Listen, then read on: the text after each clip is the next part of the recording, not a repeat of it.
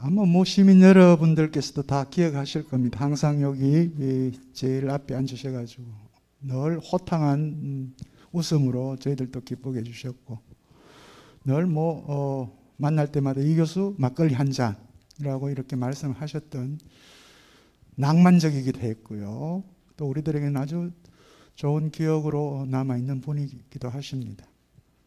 마음에 한번 담아주시길 바랍니다. 물론 정청일 선생뿐만이 아니라 지난 11년간 저희들과 함께 하신 분들, 이 자리에 모시지 못하는 분들이 이제 자꾸 생깁니다. 저희들도 항상 그 기록을 해두겠습니다. 예. 자, 오늘 새로운 과학의 이해와 소통이라고 하는 주제로 801회 목요철학 임원포럼을 시작하도록 하겠습니다. 예, 저는 목요철학원 기획사업부장 이재승입니다. 시민 여러분 반갑습니다.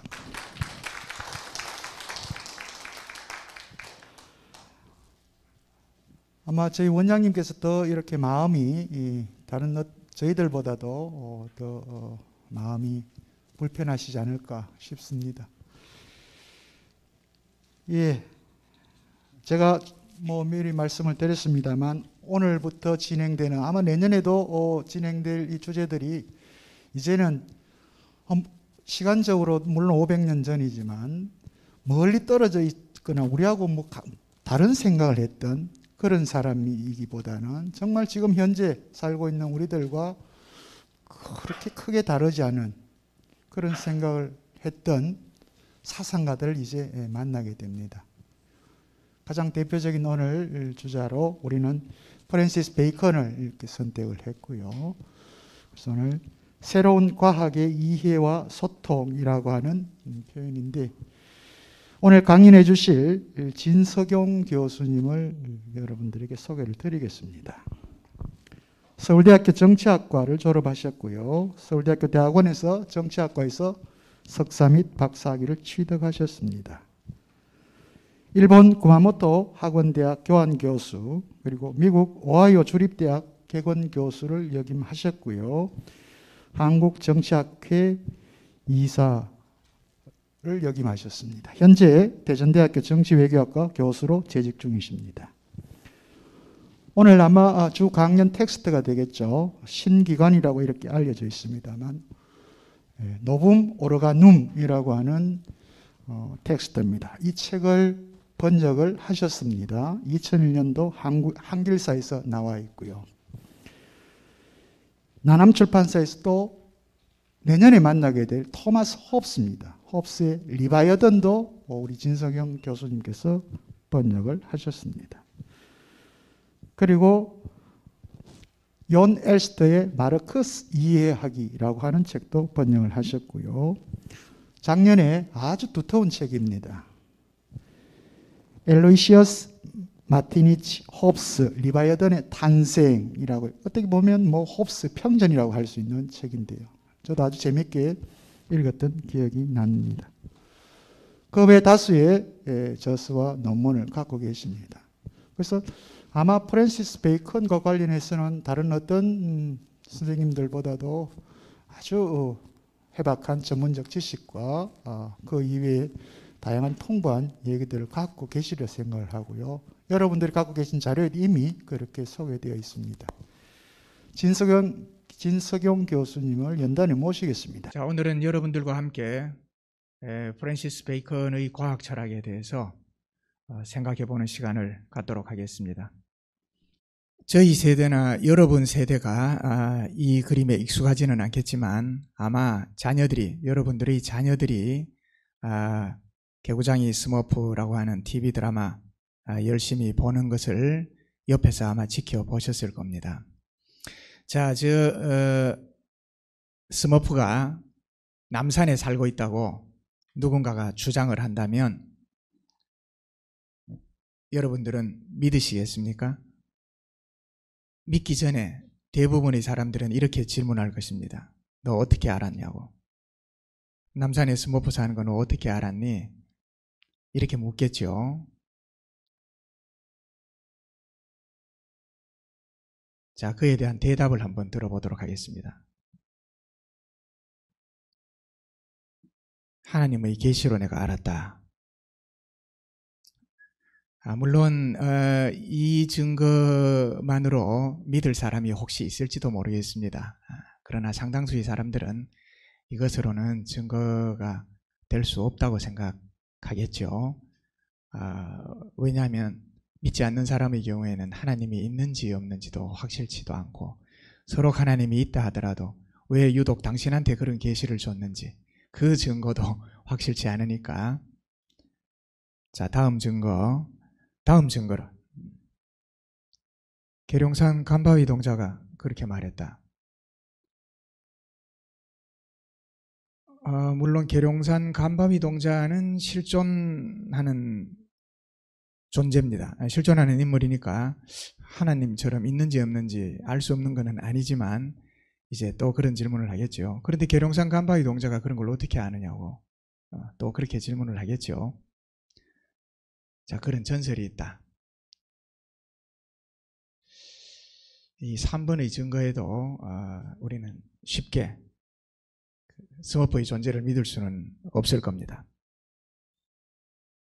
자, 4번은 어떻습니까? 정부에서 믿으라고 했다.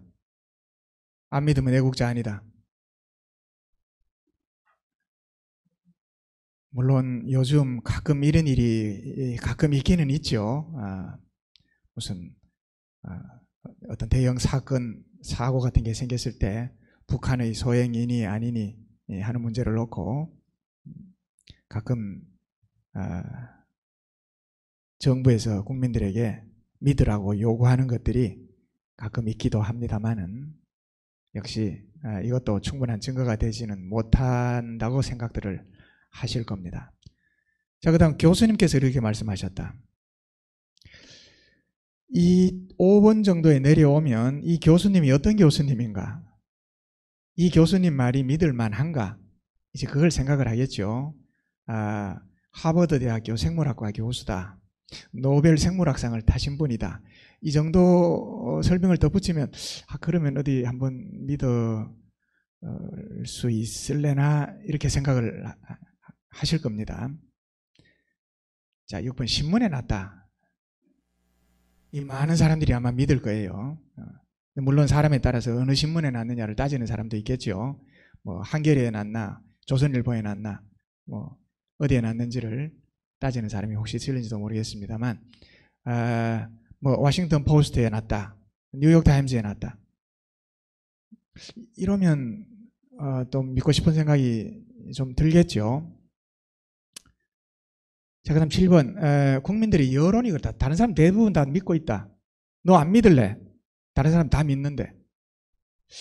그러면 나도 믿고 싶은 생각이 들기는 들지만 스머프가 남산에 살고 있다는 확실히 들지는 않죠. 남들이 다들 믿으면 그럴 만한 뭐 이유가 있나 보다, 이 정도 생각은 들어도 완전한 확신은 들지 않을 것입니다. 자, 그 다음에 논리적으로 증명할 수 있다. 그러면 이제 증명하는 논리가 뭔지 그 논리를 기다리겠죠. 그래, 한번 증명해봐. 어떻게 알았는지 증명해봐. 스머프가 주식으로 삼고 있는 식물이 남산에서 자라고 있다. 그리고 누군가가 뜯어먹은 흔적이 있다. 그리고 스머프가 스머프가 싼 똥이 여기저기 굴러다닌다. 그리고 스머프가 삼직한 집이 숲속에 있더라. 이 정도 되면 거의 믿어야 될 것 같은 생각이 이제 들겠죠. 혹은 이런 건 어떻습니까? 아니, 스머프가 있든 없든 간에 스머프는 있어야만 한다. 왜냐하면 스머프는 온 세계 어린이들에게 꿈과 희망을 주는 그런 존재다. 학자가 돼서 과학적으로 접근한다시고 그 아이들로부터 그 동심을 파괴하는 그런 짓을 할 수가 있느냐? 스머프는 있어야만 한다. 그러므로 스머프는 있다. 물론 억지 논리 같습니다만은 뭔가 논리적으로 있다는 것을 증명하려는 형식은 갖춘 것처럼 보입니다. 자, 마지막으로 내 눈으로 봤다. 같이 가서 보자. 자, 1번부터 9번까지가 우리가 어떤 사실을 믿게 되는 근거들의 종류입니다. 그리고 대체로 1번부터 9번까지의 이 순서는 고대인들로부터 현대인에게 이르기까지 믿음의 증거가 될 수 있는 것들을 순서대로 나열해 본 것입니다. 여러분들이나 베이컨은 우리들이나 베이컨은 아까 이재성 교수님께서 500년 전, 400년 전 인물들이지만은 우리와 같은 생각을 했다고 말씀을 하셨는데 바로 그렇습니다. 베이컨을 근대인이라고 하는 이유는 우리가 바로 근대인이기 때문입니다. 베이컨이 한 생각과 동일한 생각을 우리 역시 하고 있습니다. 그것은 1번에서 9번에 이르는 증거 가운데 베이컨은 오로지 8번과 9번의 증거만 인정을 했습니다. 그리고 1번에서 7번까지의 증거는 증거 능력이 없다고 생각을 했습니다. 물론 우리는 현재 대략 5번부터 5번, 6번, 7번은 증거가 될 수 있다고 믿습니다. 그러나 이거는 직접적인 증거는 아니죠. 간접적인 증거입니다. 교수님이나 신문은 이제 기자가 쓰는 건데 교수님이나 신문이나 그 글을 쓴 사람의 신용으로 그 사람의 주장을 믿는 것인데 일단 믿은 다음에 그 사람이 어떻게 주장하는지를 8번과 9번에 의하여 다시 확인을 하는 겁니다. 결국은 8번과 9번을 우리가 직접 확인하지는 않고 5번과 6번과 7번의 형태로 확인한다는 점에서는 차이가 좀 있긴 하겠지만은 궁극적으로는 증거가 될 수 있는 것은 8번과 9번밖에 없다는 사실입니다. 이것이 베이컨의 과학 철학의 핵심입니다. 이 목요 철학관 측에서 베이컨의 과학 철학을 소개하면서 핵심적인 지식과 현대적인 의의에 대해서 설명을 해달라고 하셨는데 40분, 50분 만에 제가 과연 그렇게 할 수 있을지 좀 의문이 갑니다만은 최대한 노력을 해보도록 하겠습니다. 자, 앞에서 8번과 9번의 증거, 즉 논리적 근거와 경험적 근거, 그 두 가지에 의하여 우리가 과학적 활동을 하고 있다는 것, 과학적 지식을 얻고 있다는 것을 확인하기 위해서 사례를 한두 가지 가지고 왔습니다. 잘 보시는 바와 같이 고등학교 물리학 시간 또는 지학 시간에 나타날 법한, 등장할 법한 문장들입니다. 자, 고위도 지방으로 갈수록 북극성의 고도가 높아진다. 멀리서 오는 물체가 끝부분부터 보인다. 월식대의 그림자가 둥글다. 세계를 한쪽 방향으로 이동하면 다시 출발지로 돌아오게 된다. 자, 여기에서 월식대의 그림자가 둥글다. 여기까지는 고대인들도 다 관찰했던 사실입니다. 그리고 15세기 말 16세기 초에 들어와서 항해술이 발달하면서 이제 정말 한쪽으로 가면 다시 제자리로 돌아오나 그거를 이제 실험한 탐험가들이 여러 등장하죠. 그래서 실제로 한 자리에서 출발해서 한 바퀴를 뱅 돌아서 그 자리에 딱 돌아온 사람은 없지만 그렇게 출발하면 돌아올 수 있다는 것을 간접적으로 보여준 사람들이 아주 많이 있습니다. 우주에서 찍은 지구의 사진이 둥근 모습이다. 물론 우주에서 찍은 사진의 모습이 둥글다고 해도 사실은 뭐 철봉 같은 것도 긴 막대, 동그란 긴 막대도 동그란 측면에서 보면 그냥 동그랗게 찍히긴 하겠죠. 그러니까 우주에서 본 지구의 모습이 둥글다고 하는 것도 증명을 하려면 360도 돌아가면서 다 찍어야 되겠죠. 그럼 어쨌든 여기 나온 것들은 경험적 증거들입니다. 보통 이런 경험적 증거들을 모아서 우리가 지구가 둥글다는 결론을 내립니다. 자, 그 다음에 그 밑에 나오는 문장 한번 보시면 약간 머리 아플 수도 있어요. 사람들이 공부하기 싫어하는 게 대체로 밑에 나번과 같은 저런 문장이 텍스트에 교과서에 자꾸 나오기 때문이에요.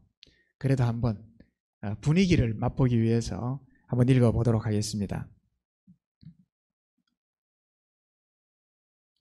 세상의 모든 물체들은 인력, 즉 서로 끌어당기는 힘을 갖고 있는데 이 힘은 모든 방향으로 작용한다. 우주 공간은 비어있는 것처럼 보이지만 희박한 성간 물질들이 존재한다. 별이 폭발하면 그 충격파에 의해 성간 물질이 서로 밀집하는 경우가 생기는데 이때 물질들 사이에 인력이 작용하여 서로 모이기 시작한다. 물질이 모여서 덩어리를 이루게 되면 질량이 커지고 점점 더 강한 중력을 가지게 되어 주위의 물질을 모든 방향으로 끌어당겨 점점 커지게 된다. 이처럼 모든 별은 우주 공간에서 만유 인력에 의해 탄생하기 때문에 구의 모양을 갖게 된다. 태양도 지구도 달도 모두 그런 과정을 통해 탄생했기 때문에 둥글다. 자, 이 나번의 증명은 가번의 증명하고는 분위기가 사뭇 다르죠. 가번은 한 줄 한 줄이 우리가 경험하는 일입니다. 직접 누구든지 그렇게 겪을 수 있는 일이에요. 너 눈에 보였으면 내 눈에도 보이는 거고 당신 귀에 들렸으면 내 귀에도 들리는 거예요. 그러니까 감각적으로 확인할 수 있는 사실들을 모아서 어떤 결론을 내리는 것과 나번과 같은 세상에는 이 우주에는 만유인력이라고 하는 법칙이 작용해. 이런 천지를 꿰뚫고 있는 그런 법칙에서부터 시작을 해서 그 법칙은 어떻게 작용하느냐 하면 질량에 비례해서 주연 사물을 다 끌어당겨. 그러니까 사방에 흩어져 있던 것을 똑같은 방향에서 끌어당기면 뭉치고 뭉쳐져서 동그래진다. 그래서 동그란 거다. 이렇게 말하는 거거든요. 먼지가 가득한 마루에 여러분들이 진공청소기를 대고 한번 딱 빨아들였다고 생각해 보세요. 딱 빨아들이면 동그랗게 빨려드리겠죠. 세모가 되거나 네모가 되거나 그러지 않고 똑같은 힘이 똑같은 거리에 작용하면 구의 원의 형태를 띠게 되니까. 자, 또 하나를 보도록 할까요? 생물학 책이나 아니면 위생보건학 책 같은데 나올 법한 그런 종류의 문장입니다. 자, 메스꺼움은 강한 불쾌감과 함께 때로는 욕지기까지 동반하는 감정이다. 이것은 메스꺼움을 유발하는 자극에서 당장 물러나도록 자극한다. 자, 메스꺼움이라고 하는 게 어떤 그 사람에게 자극을 주는지를 설명한 다음에 네덜란드에서부터 서아프리카에 이르기까지 다양한 문화의 사람들은 기생충에 감염되었을 잠재성이 있거나 비위생적으로 처리된 음식을 특별히 메스껍게 여긴다. 그 예로는 썩은 고기, 불결한 음식, 악취를 풍기는 음식, 먹다 남은 음식, 곰팡이가 쓴 음식, 죽은 곤충이 빠진 음식, 더러운 손으로 요리를 하는 것을 본 음식 등이 있다. 벌레, 바퀴벌레, 똥이 닿은 음식도 특별히 강한 메스꺼움 반응을 불러일으킨다. 사람들이 어떤 대상에 대하여 메스꺼움을 느끼는가를 경험적으로 쭉 모아보니까 뭔가 결론 비슷한 게 하나 나옵니다. 그게 뭐냐 하면 비위생적인 것들. 다시 말해서 그거를 가까이 하면 질병에 걸릴 가능성이 아주 높은 그런 종류의 대상을 만나면 메스꺼움을 느끼게 된다는 거예요. 그렇다면 메스꺼움이라고 하는 게 사람을 더러운 것들로부터 지켜주는 역할을 하는 그런 기능을 하는 거구나. 우리가 이렇게 이제 추론을 하는 거죠. 이 역시 사람들이 어떤 것에서 메스꺼움을 느끼는가 하는 것을 하나씩 찾아낸 거예요. 누구든지 공감할 수 있게 찾아낸 겁니다. 이런 것 역시 경험적 증거에 의하여 결론을 얻는 과정이라고 할 수가 있겠습니다. 자, 그 다음에 라번을 한번 보시면 지구에는 어떤 한 사람의 머리카락 숫자보다도 더 많은 사람이 살고 있다. 자, 이거는 전제입니다. 실제로 이건 경험적으로 존재하는 사실이에요. 이 사실로부터 이런 논리적인 주장을 이끌어낸 사람이 있습니다. 그러므로 머리카락 숫자가 똑같은 사람이 적어도 2명은 있으리라는 것을 알 수 있다. 좀 생각 좀 해봐야 될 것 같죠? 실제로 머리카락 수가 똑같은 사람 2사람 있겠죠? 생각해 보세요. 지구상에 지금 사람이 지금 7억 70억이 있는데 사람 머리카락이 그러면 1개부터 시작해가지고 한번 나간다고 생각해 봅시다. 그러면 머리카락이 70억 개인 사람까지 있어야 머리카락이 다 다른 거 아니겠어요? 근데 사람 머리카락이 보통 몇 개 정도 됩니까? 뭐 안 세봐서 물론 모르겠지만은 되게 학자들에 따르면 8만 개 내지 한 12만 개 정도 된다고 합니다. 우리 아시아인들은 뭐 한 8만 개에서 한 10만 개 정도 되고 그 금발머리는 더 가늘어서 12만 개 좀 된다고 해요. 그래서 서양 남자들이 금발머리를 좋아하는 이유가 금발은 가느니까 뭐 이렇게 까만 머리보다는 좀 더 부드럽대요. 그래서 뭐 금발이 더 좋다고 뭐 그런다는 얘기도 있습니다만은 어쨌든 머리가 8만 개 내지 12만 개 정도에 달한다 그러면 이 지구상에 한 70억 정도 인구가 있으니까 뭐 실제로는 머리카락 개수가 똑같은 사람이 2명, 3명, 4명 다 있겠죠. 8만 내지 12만 안에 70억 인구를 넣어보세요. 그러면 당연히 중복되는 8만 개인 사람, 8만 1개인 사람, 8만 2개인 사람 해서 12만 개인으로까지 가면 카테고리는 4만 개밖에 없지 않습니까? 4만 개 안에 70억을 배당하면 뭐 한 카테고리 안에 둘 이상, 셋 이상 다 들어가니까. 그런데 지금 내가 여기서 제시한 이 문장을 보고서 그러니까 실제로 머리카락 같은 사람이 두 사람이 있는지 없는지를 알아보는 게 아니라 이 문장만 가지고 이 문장이 맞나 틀리나를 한번 생각해 보세요. 맞을까요? 이 논리가?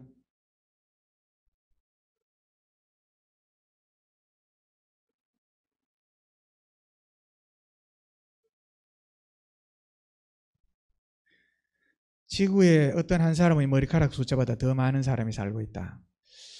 자, 머리카락 숫자 우리가 8만이라고 했는데 지구상에 9만 명이 살고 있다. 어떤 사람의 머리카락이 8만인데 지구상에 9만 명이 살고 있다. 이 9만 명 중에서 머리카락이 8만 명인 사람이 한 사람 더 있을 것이다.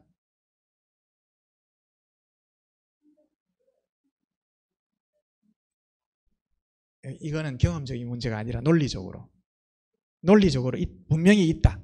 이렇게 말할 수 있느냐? 말할 수 없겠죠. 실제로 9만 명이 이 머리카락 한 개부터 시작해서 머리카락 9만 개까지 배치가 될 수 있지 않습니까?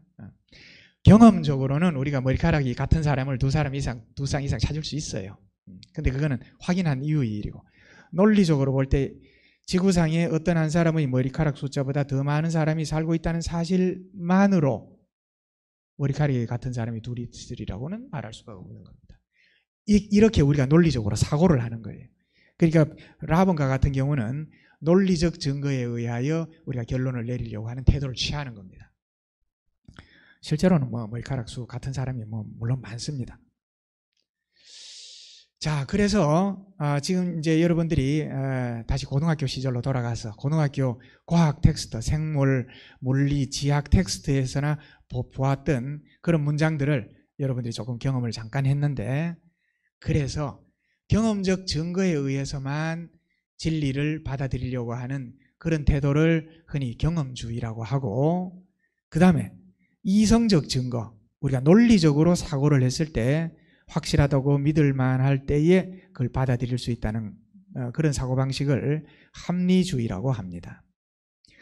그리고 이 합리주의와 경험주의를 결합한 것, 그러니까 경험적으로도 사실이어야 하고 경험적으로도 우리가 받아들일만 해야 되고 또 이성적으로도 그것을 수락할 수 있어야 진리로 인정할 수 있다.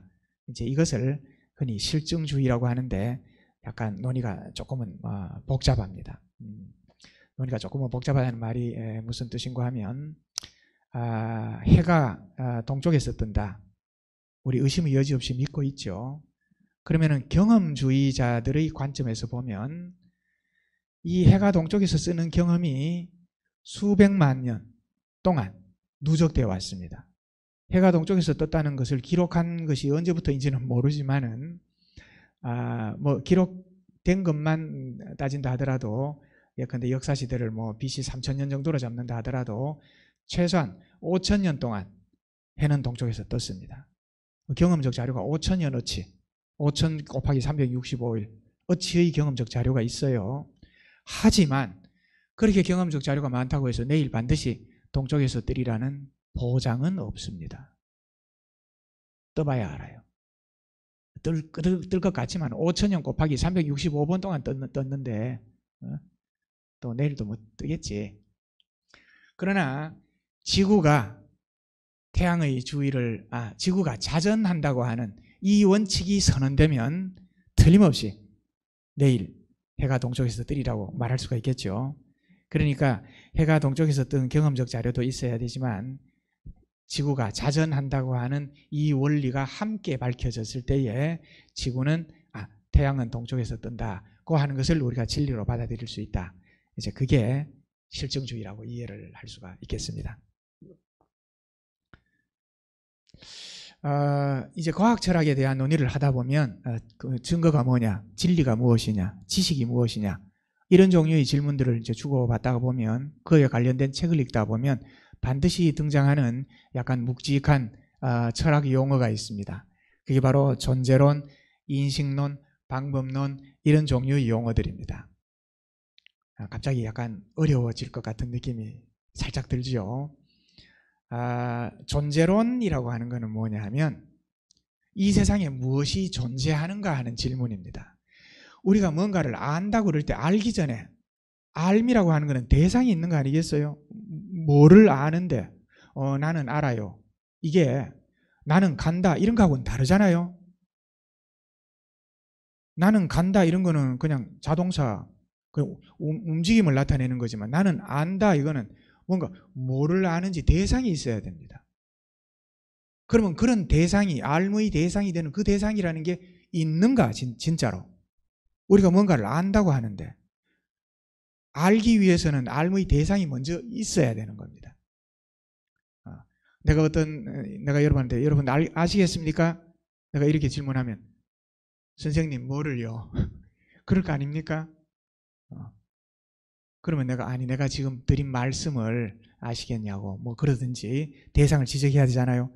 그래서 우리가 뭔가를 안다, 지식을 갖는다, 정보를 갖는다 하기 전에 뭔가 대상이 있어야 되는데 그러면 이 세상에 뭐가 있느냐, 이 세상에 뭐가 존재하는지를 질문하는 것이 존재론입니다.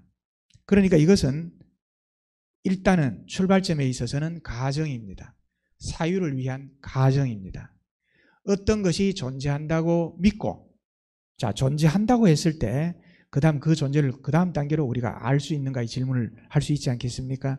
그래서 만일에 이제 알게 됐다 그러면 그게 존재한다. 그때 이제 그렇게 말할 수 있는 거니까 일단은 가정입니다. 이 세상에는 뭔가가 존재합니다. 존재한다고 철학자들은 생각을 합니다. 근데 그게 뭐가 존재하느냐? 그에 대한 논의를 하는 것이 존재론이고 그 다음에 인식론은 뭐냐 하면 그래 뭐가 존재를 하는데 그 존재하는 것에 대해서 우리가 무엇을 아는가? 무엇을 아는가 하는 것은 그 존재가 가지고 있는 여러 측면들이 있는데 그 측면 가운데 인간이 눈에 띄는 것이 인간의 능력으로 알아낼 수 있는 것이 어떤 측면들인가? 즉 지식이라고 하는 것이 갖는 본성이 무엇인가? 즉 지식이란 무엇인가 하는 질문인 겁니다. 그러니까 이거는 일종의 우리 사유의 방향이라고 할 수가 있겠죠. 사유의 방향이라는 게 코끼리를 오른쪽에서 보느냐 왼쪽에서 보느냐 밑에서 보느냐 그런 건 방향 아니겠습니까? 어떤 사물이 가지고 있는 특징들이 있어요. 대부분 우리는 경험적으로 사물을 볼 때는 5가지 감각기관을 활용해서 사물을 봅니다.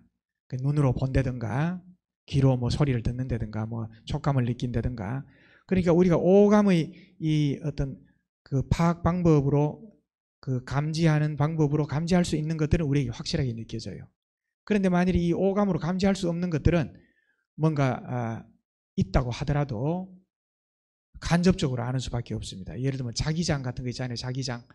자기장 같은 거는 눈에 보이지도 않고 뭐 손에 만져지지도 않고 뭐 무게를 달 수도 없고 그렇지만 자기장이 있다고 가정해야지만 설명이 되는 현상들이 있으니까 그 쇳가루가 뭐 남북으로 정렬한다든가 뭐 이런 거 그런 것들이 있지 않겠습니까? 근데 어쨌든 우리가 뭔가를 안다고 그럴 때 안다는 게 뭔가 하는 거를 따지는 것이 이제 인식론입니다.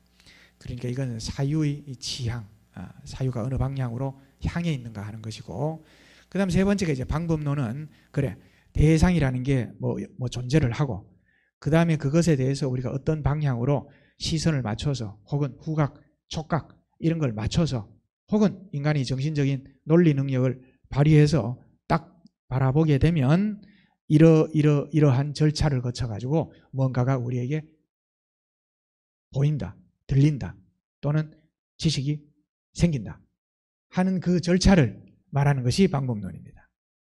그러니까 이 절차는 일종의 사유가 진행하는 그 어떤 프로그램 또는 단계, 계단을 이렇게 하나하나 밟아가는 것, 그런 거라고 할 수가 있겠습니다.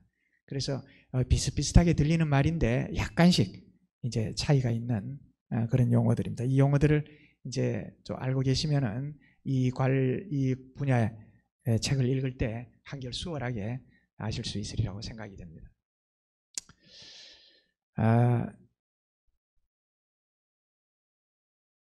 자, 이 이제 약간 이제 복잡한 도표가 나옵니다만은 앞에서 설명드렸던 내용에 대한 조금 더 자세한 설명입니다. 자, 왼쪽에 있는 것이 실제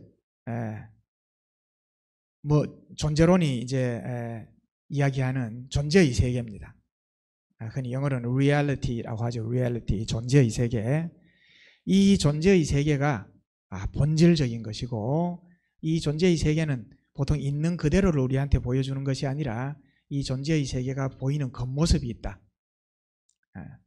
우리도 사람들을 이렇게 만나고 서로 만나지만 우리가 만나는 사람의 모습이 그 사람의 리얼리티, 실제는 아니죠. 왜냐하면 옷도 이렇게 입고 있고 또 표정도 이렇게 뭐 때로는 찡그렸다가 뭐 웃었다가 뭐 이러니까 웃는 모습이 그 사람의 실제다 그렇게 말할 수도 없는 것이고, 찡그린 모습이, 화내는 모습이 그 사람의 실제다 그렇게 말할 수도 없을 테니까 우리가 보는 것은 겉모습인데 그 겉모습을 우리가 흔히 현상이라고 부릅니다. 그러니까 실제가 현상을 이제 낳는 거죠. 이 실제하고 현상하고 뭐 일치하느니 뭐 다르느니 하는 건 또 이제 과학 철학자들이 열심히 또 논쟁을 벌입니다. 그래서 이 현상 속에 나타난, 현상으로서 나타난 것들을 있는 그대로 우리가 일단 다루려고 할 때 그거를 사실이라고 부르거나 사건이라고 부르거나 뭐 이렇게 합니다. 현상으로 나타나지도 않은 것을 나타난 것이라고 자기 눈에 보이고 귀에 들렸다고 할 때는 우리가 환각이라고 하고 환청이라고 하고 그러지 않습니까? 그러니까 이제 실제의 세계가 이제 있는 거예요. 이 실제의 세계를 우리의 정신이, 흔히 철학적으로는 인식 능력이라고 하는 우리의 정신이 바라다 보는 겁니다. 이 바라다 보는 첫 번째 관문은 감각입니다.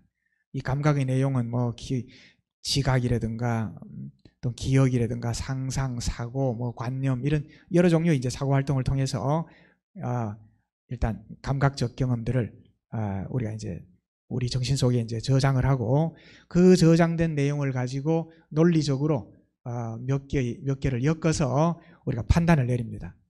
그렇게 판단을 내려서 오늘 날씨가 좋구나, 비가 올 것 같네, 이런 종류의 판단에 도달하게 되고 그런 종류의 판단을 우리가 명제라고 부릅니다. 그리고 그런 종류의 판단은 옳다, 그르다, 진이다, 위다 하는 것을 판별할 수 있게 됩니다. 이렇게 진이다, 위다 하는 것을 판별할 수 있는 명제들을 여러 개 모아서 이른바 논증이라는 것을 구성합니다. 아까 우리가 앞에서 본 지구가 둥글다는 것을 증명하기 위해서 경험적 사실들을 하나하나 모아놓은 것, 또 매스컴을 어떤 경우에 사람들이 느끼는가 하는 것을 관찰하여 기록해 둔 것, 그것을 모아서 매스컴이라고 하는 것은 사람을 비위생적인 물건으로부터 떨어뜨리려고 하는 그런 기제다 하는 결론을 내리는 것, 이게 다 논증입니다. 이런 논증들 가운데 증거가 오래 쌓인 거, 증거가 아주 많이 쌓인 거, 그리고 그것을 반박할 수 있는 반대 증거는 지금까지 나오지 않은 것, 이런 것들은 드디어 법칙의 수준으로 이제 상승을 합니다. 법칙, 만유인력의 법칙 이런 거. 그래서 지구가 인력을 갖고 있다는 것을 증명하는 사례는 넘쳐나는데 지구한테 끌려가지 않는, 그러니까 하늘로 올라갔다가 땅에 떨어지지 않는 그런 물체가 있다. 그런 반대 증거가 아직 한 번도 안 나타났기 때문에 지금 지구가 물체를 끌어당기다고 하는 것은 법칙으로 우리가 받아들이는 겁니다. 만일에 공중으로 붕 떠가지고 안 떨어지는 돌덩어리가 있다. 이러면 이거 만유인력의 법칙, 이거 지금 재검토해야 된다. 이거 법칙이 아니다. 이제 저 돌덩이는 왜 안 떨어지나? 중력이 작용하는데도 불구하고 안 떨어지는 물건이 있다면 그거는 이제 안 떨어지는 이유를 설명해야 되겠죠. 15톤, 20톤 되는 비행기가 하늘을 날아다닌다. 중력은 무슨 중력? 중력은 작용하지만 중력보다 더 센 양력이 작용을 해서 그래서 비행기가 뜬다. 이러면 또 설명이 되지 않습니까? 자, 그래서 이 법칙들이 이제 여러 개가 이제 만들어지고 이 법칙들을 결합하여 우리가 이 세상을 살아가는데 필요한 대부분의 지식의 틀을 만들어주게 되면 그것을 이제 우리가 이론이라고 하고 또는 패러다임이라고 합니다. 우리는 근대인의 패러다임을 가지고 이 세상을 살아가고 있는데 바로 이 근대적 패러다임을 그 중세 말에 최초로 제시한 사람이 베이컨이다. 이렇게 이제 결론을 내릴 수가 있겠습니다. 물론 이 단계마다 이제 이 명제가 이제 진인지 위인지를 따지는 이 논증이 뭐 반증 가능성이 있느니 없느니 하는 이 철학자들이 좀 복잡한 논쟁이 여기 포함되어 있고, 그다음에 이론도 또 새로운 종류, 지금까지 우리가 갖고 있던 그 이론으로서는 설명할 수 없는 현상이 나타나거나 또는 우리의 도덕적인 의식하고 윤리적인 의식하고 맞지 않거나 이런 경우에는 또 새로운 이제 이론 체계를 우리가 탐구를 하게 되죠. 그럴 때 흔히 패러다임의 전환을 가져온다, 뭐 이런 식의 표현을 하지 않습니까? 바로 이 패러다임이라고 하는 게 논증들이 모여서 법칙이 되고 이 법칙들이 함께 묶여서 하나의 체계를 이룬 것을 말합니다. 아직까지 경험적 증거가 충분하지 않은 것, 그런 것들은 흔히 가설의 형태로 이제 다루고 또 터무니없는 주장, 이런 것들을 우리가 흔히 궤변이라고 부르죠. 지금은 우리가 이것을 당연하게 여기지만 그 이전 시대, 중세 이전의 사람들은 그 위에 이제 써놓은 것처럼 전통이나 종교, 권위, 미신 또는 최면 이런 것들에 의하여 지식을 받아들였어요. 아까 앞에서 신의 계시로 알았다든가 계룡산 간바위 동자가 그렇게 말했다든가 또는 목사님이 그렇게 말씀하셨다 또는 교수님이 그렇게 말씀하셨다, 이거 다 권위 아닙니까? 그런 전설이 있다든가 우리 할아버지 때부터 그래 왔다든가 이런 것들이 우리의 지식과 의견에 아직도 영향을 미치고 있습니다. 중세인들과 고대인들이 그랬던 것처럼. 그러나 물론 과학적 지식이 존재하지 않을 때는 전통을 따르고 종교를 따르고 권위를 따르고 또 때로는 하다 안 되면 미신도 따르죠. 치료를 받다 양방 치료를 받다 안 되면 한방 치료를 받으러 가고 한방 치료를 받다 안 되면 그 다음 어떡합니까? 그 다음 미아리 철학관 이런 데 가잖아요. 이거 나을 수 있나요 없나요 뭐 이런 거 나중에 물어보러 갑니다. 안 되면. 자, 이 베이컨에 대한 그 배경을 설명하느라고 이렇게 대부분의 시간을 지금 보냈습니다. 베이컨에 들어있는 내용은 여러분들에게 배포된 그 유인물에 또 서술식으로 쭉 써놓았기 때문에 여러분들이 시간 날 때 이렇게 읽어보시면 알 것 같고, 자, 핵심적인 지식을 소개를 해달라고 했는데 한 줄로 핵심적인 지식을 소개하면 여기 나오는 핵심어는 자, 학문의 진보. 학문이라고 하는 것이 가장 위대한 힘이다. 학문에 매진해라. 이 이야기를 아주 역설적으로 아주 강조한 사람이 베이컨입니다. 그래서 아는 것이 힘이다. 저 용어가 마치 베이컨이 한 말처럼 인용이 되고 있죠. 물론 베이컨 책에 저와 유사한 표현이 몇 개가 나옵니다. 몇 개 나오지만 저 말은 베이컨이 물론 처음 한 말은 아닙니다. 너 자신을 알라. 그건 소크라테스가 한 말이다. 사람들이 이렇게 알고 있잖아요. 근데 소크라테스가 한 말은 아니고 그리스 고대 비석에 그냥 쓰여 있는 문구입니다. 그거를 소크라테스가 주로 인용을 했기 때문에 소크라테스의 말로 우리가 이해를 하고 있고, 아는 것이 힘이다. 이 말도 그 이전부터 쭉 전해오는 말을 베이컨이 유명하게 만드는 겁니다. 그 다음에 베이컨은 앞에서 본 것처럼 경험론자, 경험적 증거가 있어야 받아들일 수가 있다. 그리고 경험적 증거가 있는 것을 가지고 진리를 얻어내는 절차, 방법, 앞에서 방법론 말씀을 드렸지 않습니까? 즉 인식론에 있어서는 경험주의자이고 방법론에 있어서는 귀납론을 주장한 사람입니다. 귀납법이라고 하는 게 이제 경험적 증거들을 여러 개 모아가지고 그러므로 우리는 이렇게 일반화할 수 있다 하는 겁니다.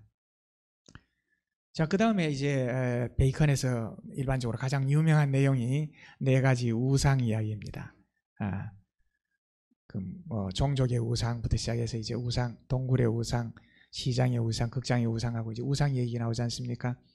대체로 이제 베이컨에서 가장 사람들이 재밌어하는 또 이렇게 도움이 된다고 생각하는 내용이 아마 이 내용이 아닌가 싶어요. 4가지 우상 이야기. 그래서 핵심적인 내용을 소개하자면 이렇게 경험론, 귀납론, 우상론 이렇게 3가지 덩어리로 소개를 해드릴 수가 있고, 그 다음에 간략하게 평가를 하자면 일단 베이컨이라는 사람은 영국의 철학자로서 대법관을 지낸 사람입니다. 법관을 지낸 만큼 그 용어도 법관이 쓰는 용어를 그 책에 이렇게 많이 써놨습니다. 판결문 비슷하게 책에 이렇게 되어 있습니다. 아까 이 부분은 이재성 교수님께서 아주 충분히 잘 소개해 주신 것 같습니다. 그 다음에 이제 이성에 의한 합리적 사고를 해라. 미신이나 종교나 전통이나 이런 것으로부터 벗어나라. 그리고 바로 이러한 경험적 증거와 논리적 증거에 의해서만 진리를 받아들이라고 했다는 점에서 근대의 문을 연 철학자이고 우리 역시 베이컨과 동시대에 살고 있다고 말할 수가 있을 겁니다. 다만 그 당시는 아직도 그 유럽 사회에서는 기독교가 진리를 정하는 권위를 가지고 있었기 때문에 그 종교적인 그 위협을 종교적인 교리하고 어긋나는 주장을 했다가는 종교재판에 끌려갈 위험이 있습니다. 여러분들이 잘 아시는 바와 같이 갈릴레이가 지구가 돈다고 얘기를 했다가 종교재판을 받은 사실이 있지 않습니까? 갈릴레이는 베이컨보다 한참 후의 사람인데도 불구하고 그런 종교재판을 받았는데, 이 당시에 그 천재적인 인물들 가운데 아슬아슬한 위험한 주장을 한 사람들이 꽤 많습니다. 그 위험한 주장을 한 사람들의 주장은 대부분 금서 목록에 올라가서 보통 사람들은 못 보게 했습니다. 그래서 여기 보면 프란시스 베이컨부터 시작해서 케플러, 갈릴레이, 데카르트, 파스칼, 그 밑에 로크, 스피노자, 이와 같은 사람들은 당대에는 금서였습니다. 금서였다고 하는 게 뭔가 하면 중세적인 사고로부터 벗어나려고 했다는 뜻이죠. 그저 교회의 권위에 순종하지 않고 벗어나려고 하니까 금서로 만든 겁니다. 자, 생애에 대해서는 아까 이재성 교수님께서 충분히 그 배경을 설명하신 걸로 된 것 같아요. 그 중요한 저서만 놓고 보면 이 사람은 법학자 출신으로 수필집, 에세이라고 하는 수필집, 베이컨 수필집을 쓴 게 있고, 그 다음에 학문의 진보라고 하는 책, 또 새로운 아틀란티스, 그리고 신기관, 대략 이렇게 한 4가지 정도의 책이 주요 저서인데, 오늘 내가 여러분들에게 설명드린 이 과학철학의 내용은 주로 이 신기관과 관계되는 내용입니다. 인간이 어떤 사회에서 사는 것이 좋은가에 대한 탐색을 한 새로운 애틀랜티스는 목요철학원의 그 프로그램 보니까 아마 다음 주 정도에, 다음 달인가 다음 주에 계획되어 있는 것 같습니다. 그리고 이 학문의 진보, 또 새로운 애틀랜티스, 또 신기관, 앞에 말한 수필집에 이르기까지 다 한국어 번역서들이 있습니다. 자, 이게 대혁신의 표지. 자, 이 신기관이라는 책을 출간하면서 맨 앞에 제임스 1세, 당시 이제 왕이 제임스 1세인데 제임스 1세에게 붙이는 헌사를 그 서두에 이제 붙여놓았는데, 이 헌사를 읽어보면 베이컨의 머릿속에 뭐가 들어있는지를 쉽게 알 수가 있습니다. 자, 조금 길지만 한번 보도록 하겠습니다. 지혜와 학식이 비범한 군주의 치세에 학문의 부흥과 혁신이 일어나는 것은 지극히 당연한 일이라 하겠습니다만, 폐하께서 용납하신다면 더할 수 없이 아름다운 일이 있으니 그것은 바로 소신이 하고 있는 일입니다. 폐하께서는 결단의 중후함과 성세의 태평함과 도량의 넓으심과 문덕의 탁월함이 이미 솔로몬에 이르셨으니 더 이상 무엇이 모자란다 하겠습니까? 하오나 여기에 더하여 철학의 기초로 삼을 만한 진실되고 정확한 자연지와 실험지, 구태의연한 고훈이 아니라 자연지와 실험지를 만들어 반포하신다면 이로써 후대의 철학과 학문이 더 이상 허공에 떠있지 아니하고 믿을 만한 경험의 바탕 위에 우뚝 설 수 있도록 하신다면 솔로몬을 본받음이 어찌 더욱 빛나지 않겠습니까? 소신은 바로 그러한 자연지와 실험지를 편찬하고 완성하는 일을 시급히 여겨 그 포부의 대강을 아뢰고자 합니다. 소신은 다만 기관, 오르가눔을 제공하는 데 그쳤을 뿐이오니 재료는 사물 자체에서 얻어야 할 것입니다. 바로 여기에 학문이 얼마나 중요한 것인가에 대해서 제임스 1세에게 이야기를 하고, 그리고 당신이 이 일을 한다 그러면 당신은 정말 위대한 왕이 되는 것이다, 그 얘기를 하고, 동시에 이 일을 하는 것은 솔로몬의 업적을 본받는 일이고 거기서 한 걸음 더 나가는 일이다. 즉 성경의 가르침과 위배되는 일이 절대로 아니다. 이런 약간의 보호막 같은 것도 하나 해놓고, 그리고는 자연지와 경험지를 만드는 일이 중요하다. 다시 말해서 경험적 증거를 자꾸 모아야 된다는 겁니다. 실험을 해서 연구소 같은 데서 실험해서 모아라. 그런데 실험해서 모으는 그 방법, 그거는 제가 알려드리겠다. 그 방법이 바로 오르가눔입니다. 아까 이 교수님께서 해설하신 것처럼 그게 도구, 틀 같은 겁니다. 자, 그래서 뭐 학문의 가치에 대해서 얼마나 학문이 가치가 있는가에 대한 쭉 설명. 베이컨이 한 말 가운데 재미있는 말들이 꽤 많습니다. 자, 베이컨에 따르면 인생은 짧고 학문은 길다. 히포크라테스를 흉내낸 듯한 말. 아무나 할 수는 없지만 누군가는 할 수 있는 일이 있다. 혼자 할 수는 없어도 여럿이 하면 할 수 있는 일이 있다. 한 개인이 평생 못하는 일도 여러 시대를 이으면 할 수 있는 일이 있다. 문장과 이 면모가 나타나죠. 자, 그리고 이제 아리스토텔레스의 철학은 믿지 마라. 그 얘기인데, 아리스토텔레스의 철학을 믿지 말라는 것은 예를 들면 아리스토텔레스식의 그런 스콜라 철학은 대체로 주장이 이런 겁니다. 자, 나뭇잎은 과실을 보호하기 위한 것이다. 사람 눈에 그래 보이죠. 나뭇잎이 없으면은 그 과일이 쉽게 눈에 띄고 사람이 따먹을 수 있지 않겠어요? 그래서 나뭇잎을 이렇게 보호하는 거. 사람이 옷을 입어서 중요한 이렇게 신체 부위를 이렇게 보호하는 것처럼 구름은 지상에 물을 주기 위한 것이다. 또는 땅이 고체인 것은 생물이 머물러 거주할 수 있도록 하기 위해서다. 이거는 사람 눈에 그렇게 보이는 거지. 이 베이컨이 볼 때는 이런 식의 그 결론을 내리는 것은 이 지식이 아니라고 생각했던 겁니다. 아리스토텔레스식으로 사고하면 맨날 이런 얘기밖에 못한다는 거예요. 아리스토텔레스의 논리학의 예를 하나 들어보면, 자, 가번의 한번 보세요. 가벼운 물질의 고향은 하늘이다. 이건 아리스토텔레스의 선언이에요. 불은 가벼운 물질이다. 그러므로 불은 하늘로 향한다. 이게 아리스토텔레스식의 사고활동이라는 겁니다. 저걸 잘 생각해 보면 이제 불이 하늘로 이렇게 향하는 모습을 사람들이 보는 겁니다. 그리고 물이 땅 밑으로 이렇게 흘러내려가는 모습을 보는 거예요. 그리고 질문을 던집니다. 불은 왜 하늘로 올라가지? 하늘이 불의 고향인가 보다. 그리고 물은 땅속으로 스며든다. 땅속이 물의 고향인가 봐. 사람도 다 어디 떠돌아다니다가 고향으로 가려고 그러잖아. 사물도 다 마찬가지야. 제 고향으로 가는 거야. 그래서 불은 위로 올라가고 물은 땅속으로 들어간다. 이렇게 학문 활동을 해가지고는 생기는 지식이 없다는 거예요. 그러면 물의 본성도 알지 못하고, 불의 본성도 알지 못하고, 하늘도 알지 못하고, 땅도 알지 못한다는 겁니다. 그래서 아리스토텔레스식으로는 사고하지 마라. 그래서 아리스토텔레스의 논리학 책 이름이 오르가눔인데 베이컨의 책 이름은 노붐 오르가눔입니다. 신기관입니다.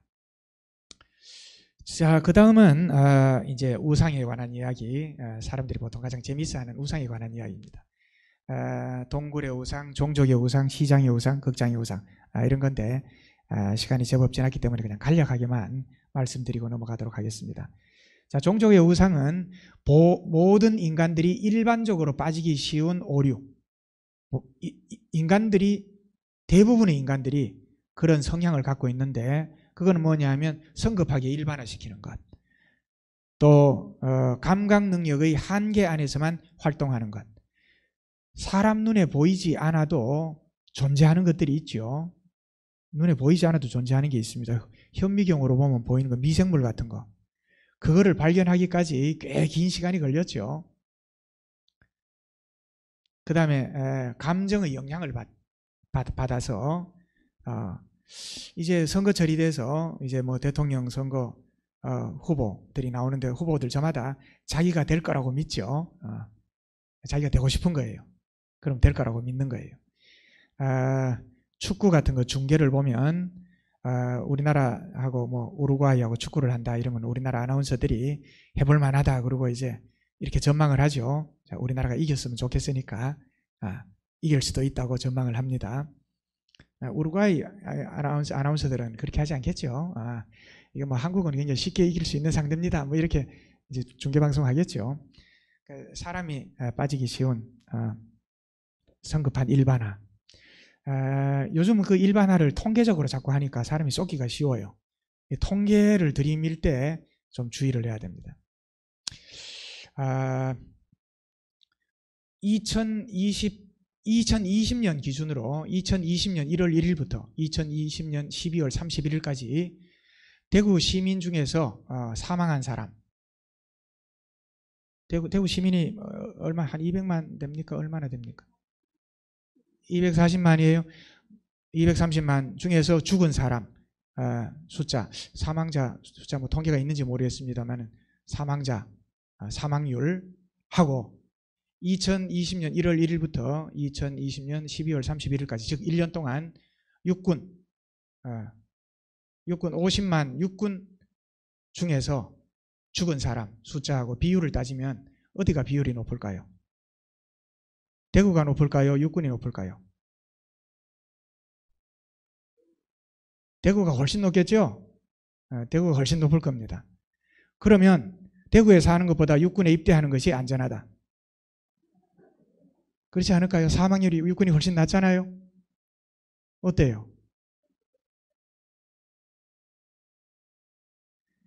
그런 비교는 그게 말이 안 되죠. 왜 말이 안 되냐면 육군에는 혈기 방장한 젊은이들만 다 모아놓고 대구시에는 뭐 이렇게 자연사 하는 이렇게 나이 드신 분들도 다 있고 그러잖아요. 그러니까 이 모집단이 다르기 때문에 그 사망률을 기계적으로 비교해서 입대하는 게 안전하다 이렇게 말하는 거는 엉터리입니다.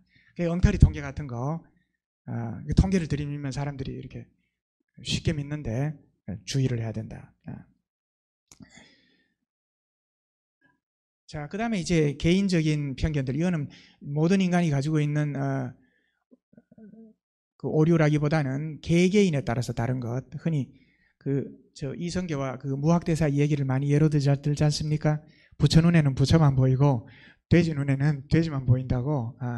자기가 어떤 사람인가에 따라서 보는 게 다르다. 그 밑에 DC라고 써놨는데 저 DC가 뭐냐고 물으면 사람마다 다 다른 답변을 할 겁니다. 저기 마트에 주로 드나드는 아주머니한테 저 DC가 뭐냐고 물으면 저 디스카운트 아니냐고 저거 그러겠죠. 그리고 또 의사한테 간호사들한테 저걸 보여주면 사망증명서 death certificate 사망증명서를 또 DC라고 하고 전기기술자한테 저걸 보여주면 교류 전기 직류 전기 있잖아요. AC, DC 하는 거 있잖아요. 또 그거라 그럴 테고 미국 사람한테 저걸 보여주면 뭐 100이면 100 다 저거는 District of Columbia, 워싱턴 DC 미국 수도 그 워싱턴을 가리키는 말이라고. 그럼 100이면 100 다 그렇게 말할 겁니다. 그러니까 자기가 활동하는 세에 따라서 대상을 보고서 저게 뭐다 하는 것을 판단하는 게 다르다 하는 겁니다. 자, 그 다음에 세 번째는 시장의 우상인데 베이컨이 특히 아주 긴 설명을 하면서 이게 굉장히 까다롭다고 한 내용입니다. 이게 말을 애매하게 하는 거. 이 모든 동물은 평등하다. 그러나 그러나 어떤 동물은 다른 동물보다 더 평등하다. 이게 뭔 말입니까, 이게? 그러면서 이 돼지가 이제 지배를 하잖아요. 이 돼지가 이런 논리를 내세워 지배를 하는 소설이 있습니다. 동물농장이라고 하는 그 소설에 보면 또는 뭐 악법도 법이다 뭐 이런 말, 악법 만들어 놓고 시민들한테 지키라고 하면서 악법도 법이니까 지켜 뭐 이렇게 말하는 거. 사실 악법도 법이다 할 때 이 악법 할 때 법하고 법이다 할 때 법하고는 다른 말이에요. 이게 같은 말이 아닌데 다른 말이라는 것을 볼 수 있는 다른 예를 하나 들면 저 보십시오. 무슨 일을 하든지 끝을 보는 것이 좋다. 인생의 끝은 죽음이다. 그러므로 빨리 죽는 것이 좋다. 저게 얼핏 들으면 저 말이 되는 것 같아요. 말이 되잖아요. 되는데 지금 파란 끝하고 빨간 끝은 다른 끝입니다. 자, 끝을 보는 것이 좋다 할 때 저 끝은 시간적인 순서상 마지막이 아니라 어떤 일의 완성을 나타내는 겁니다. 반면에 인생의 끝은 죽음이다 할 때 저 끝은 시간의 순서에 있어서의 끝입니다. 그러니까 시간적인 끝과 완성도를 나타내는 끝은 다른 말인데 같은 말인 것처럼 만들면 저렇게 이상한 논리가 등장을 하는 겁니다. 뭐 이기적이다 하는 말도 다른 사람을 위해 희생하고 헌신하는 사람들도 있지만 그런 사람들도 다 자기가 좋아서 그런 행동을 한 것이니까 헌신하고 희생하는 사람들도 이기적인 행동을 한 것이다. 이런 식의 이야기도 다 그릇된 논리라고 할 수가 있겠습니다. 자, 그 다음에 정치 언어들이 있습니다. 정치 언어들. 뉘앙스가 약간 달라지는 말. 구조조정, 적정구조화 이런 말 들어보셨죠? 구조조정 이게 뭔 말입니까? 구조조정. 쉽게 말하면 해고한다는 겁니다. 가격 현실화. 이게 가격 인상이죠. 임금 하향 안정화. 이거는 뭐 금방 알 수 있게 임금 삭감하는 거. 노동시장 유연화. 아무 때나 해고하기. 강경노조에 굴복했다. 이걸 좀 점잖은 말로 표현하면 노조와 대화한다. 불법 체류 노동자. 이게 뭐 뭔가 큰 죄를 지은 것 같죠. 다른 말로 고치면 서류 미비 노동자가 되겠죠. 서류 미비 노동자 뭐 그렇게 큰 잘못한 것 같지 않잖아요. 서류가 잠깐 미비된 거니까. 뭐 이런 종류의 용어들 참 많습니다. 문제점이라는 것도 우회적으로 말하면 설명을 요하는 과제 뭐 이렇게 표현할 수 있고, 마약 중독 이거 좀 부드러운 말로 고쳐보세요. 약물 남용이라고 표현하죠. 주민번호 도용 이런 범죄 행위도 마사지를 하면 허가받지 않은 정보 이용 이렇게 표현을 또 고칠 수도 있고, 뭐 군대에서 쓰는 철수, 후퇴 이런 것도 이동 배치라고 표현하면 또 느낌이 많이 달라지죠. 어쨌든 언어가 부리는 마술이 굉장히 많기 때문에 주의 깊게 언어를 주의 깊게 봐라 하는 것. 그 다음에 이제 감정어. 감정어는 똑같은 대상인데 자기의 감정을 실어서 그 상황을 표현하는 경우, 나는 의지가 굳다. 의지가 굳은 것도 똑같은 것도 너는 고집이 세다. 그는 똥고집쟁이다. 이 다 똑같은 말입니다. 나는 그 문제를 다시 생각했다. 너는 마음이 비워냈다. 그는 한이 가지고 두말한다. 이게 다 똑같은 걸 가리키는 말입니다. 화를 낼 때도, 내가 화를 낼 때는 정의의 이름으로 분노하는 거고, 너는 화를 내는 거고, 그는 아무것도 아닌 걸 가지고 날뛰는 거고, 똑같은 상황을 다르게 표현할 수 있는 것들이 참 많습니다. 놀라운 상상력을 가지고 있다 이렇게 표현을 할 수도 있고, 사실을 존중할 줄 모른다 이렇게 표현할 수도 있고, 뜬구름 잡는 소리 한다 이렇게 표현할 수도 있습니다. 자, 극장의 우상은 보통 일반인들하고는 큰 관계는 없지만은 주로 이제 학자들이 빠져들기 쉬운 오류, 그러니까 이제 엉터리 철학 같은 거에 심취하고 나면 그 철학에 따라서 사물을 바라보게 된다. 그런 내용들입니다. 그런데 현학적인 이론들, 사람 헷갈리게 하는 사람을 솔깃하게 하는 그런 이론에 한번 빠져들면 그 이론 체계만 가지고 대상을 이제 보려고 하니까 우리 사회는 그런 종류의 그 분열이 좀 심한 편이죠. 좀 심한 편입니다. 그러니까 조선일보 독자하고 한겨레 신문 독자하고 둘이 만나면 아마 주먹다짐하고 싸울 거예요. 그렇지 않을까요? 왜냐하면 이미 다 이렇게 머릿속에 사물을 바라보는 틀을 자기가 가지고 있어요. 그 틀을 가지고 이렇게 보니까. 자, 이제 시간이 거의 다 된 것 같습니다만은 베이컨 책에 나오는 좀 재밌는 그 어록 문장들을 몇 개 좀 뽑아봤습니다. 자, 이제 도서관으로 눈을 돌려보자. 여기 이제 범어 도서관인데 여러분들 도서관에 눈을 한번 돌려보십시오.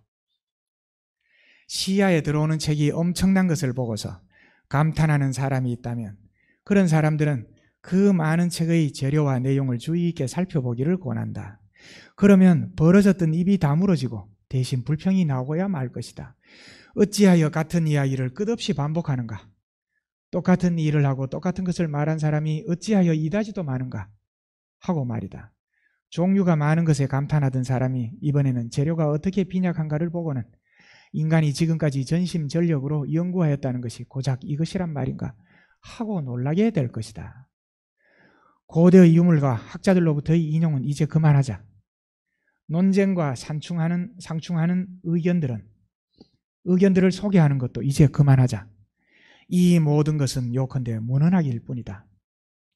비판할 의도가 아니면 다른 학자의 말을 인용하지 말라. 중요한 문제가 아니면 논쟁을 소개하지 말라. 아리스토텔레스식으로 활동해서 얻은 거 써봤자 맥날 똑같은 얘기다. 새롭게 아는 사실 아무것도 없다. 아리스토텔레스가 불의 고향이 하늘이고 땅의 고향이 물의 고향이 땅이니 어쩌니 하는 거 말 안 해도 불이 하늘로 오르고 물이 땅으로 스며든다는 거 세상 사람 다 안다. 그 얘기를 이렇게 하나 저렇게 하나 새롭게 알아지는 게 뭐가 있느냐 도대체. 맨날 그런 얘기만 써가지고 책을 도서관에 갖다 놓으니까 도서관에 책은 많아도 내용은 다 똑같다. 어쩌면은 여러분들이 네이버 지식 검색 이런 거에 찾아도 비슷할는지도 몰라요. 자료가 막 34만 개 막 이렇게 떠도 열어보면 다 그 얘기가 그 얘기고 그 얘기가 그 얘기고 그럴지도 몰라요. 학자들도 그렇습니다. 학자들도 논문을 읽다가 보면 끊임없이 학자들을 인용을 합니다.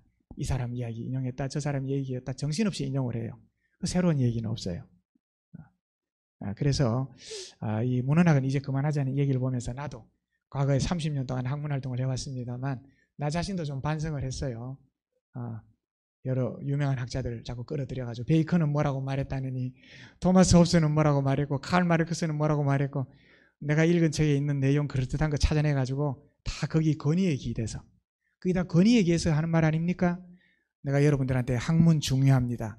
베이컨도 중요하다고 했습니다. 아는 것이 힘이라고 했어요.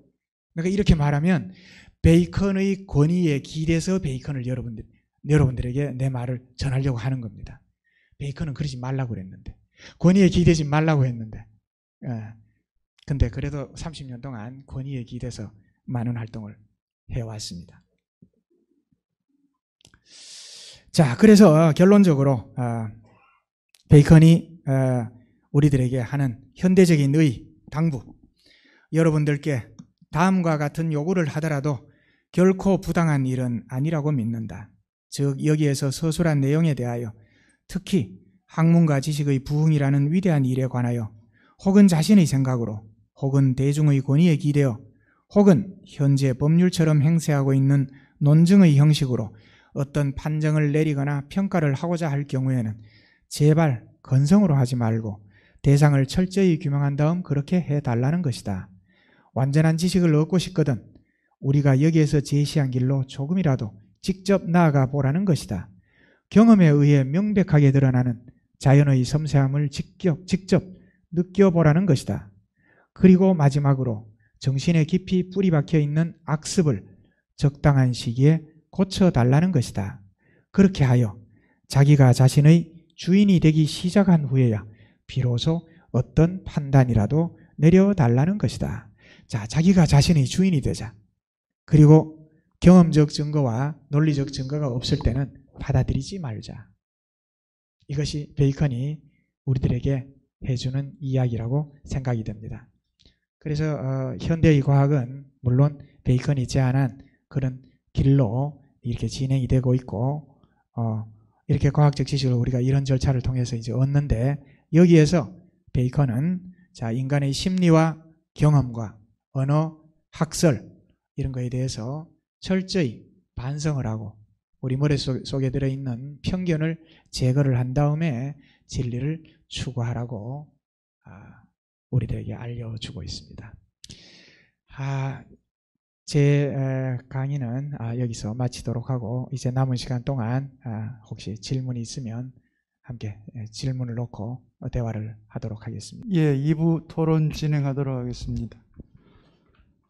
사실 이제 우리는 보통 베이컨 하면 철학사 안에서 만나기 때문에, 저도 개인적으로는 기획 단계에서 이 프랜시스 베이컨과 관련해서는 제 철학하는 분 중에 어떤 분을 모실까도 생각을 했었습니다만, 제가 우리 철학하고 전혀 관련이 없는 정치 외교학과 교수님을 이렇게 모셨던 이유는 바로 이 프랜시스 베이컨을 우리가 철학사 안에서 이렇게 철학자로 이렇게 보긴 하지만, 이 베이컨 같은 경우는 철저하게 이 사회 정치적 그런 일종의 철학자라기보다는 정치가였고, 그때 당시 이 영국의 사회 정치를 어떻게 새로운 방향으로 가지고 갈까를 고민했던 사람이었고, 또 그 고민의 결과물들이 오늘 신기관부터 해서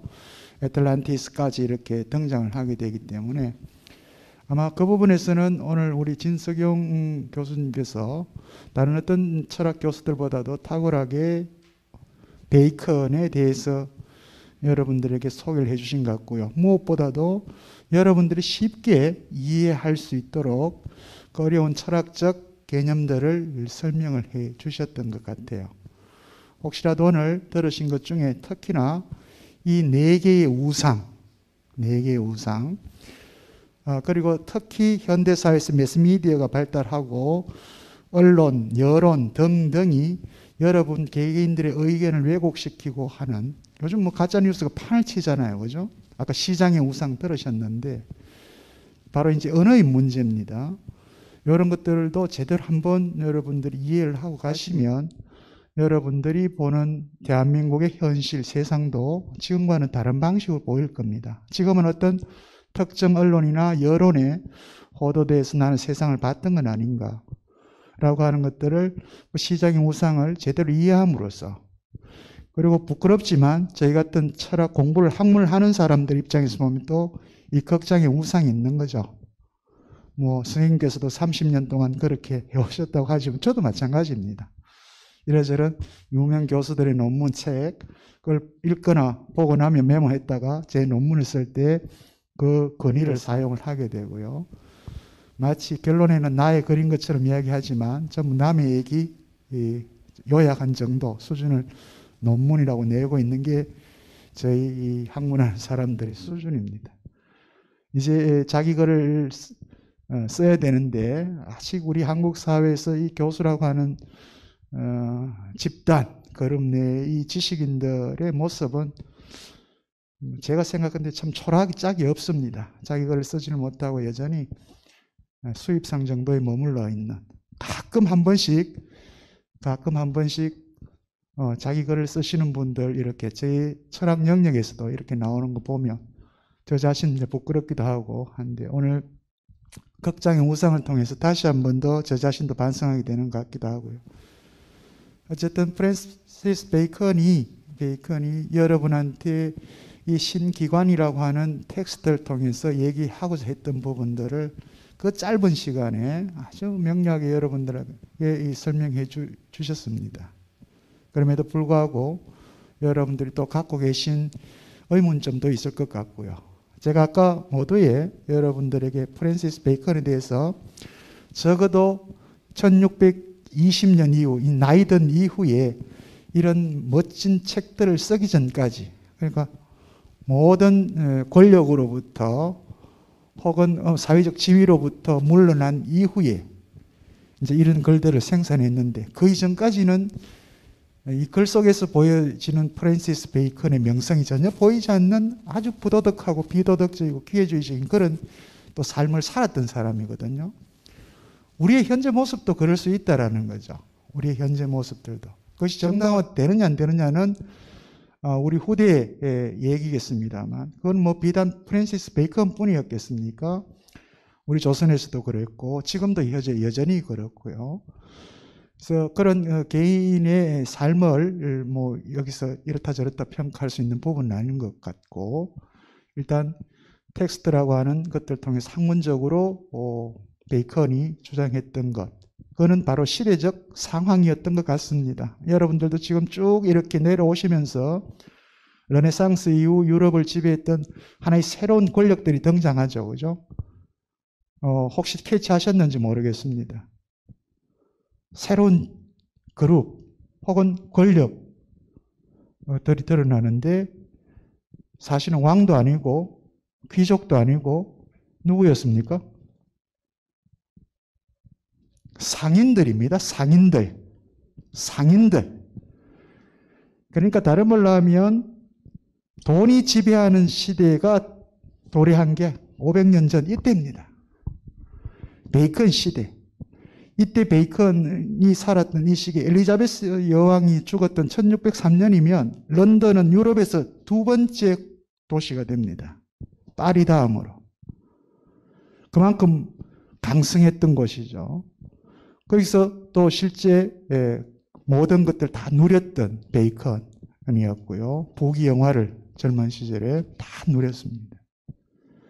그게 핵심적인 게 바로 이 상인들 계급이었고요. 그 상인들 계급이 사실은 유럽을 새롭게 쓰는, 여러분들 다 아시겠지만 메디치가 다 아시잖아요. 그죠?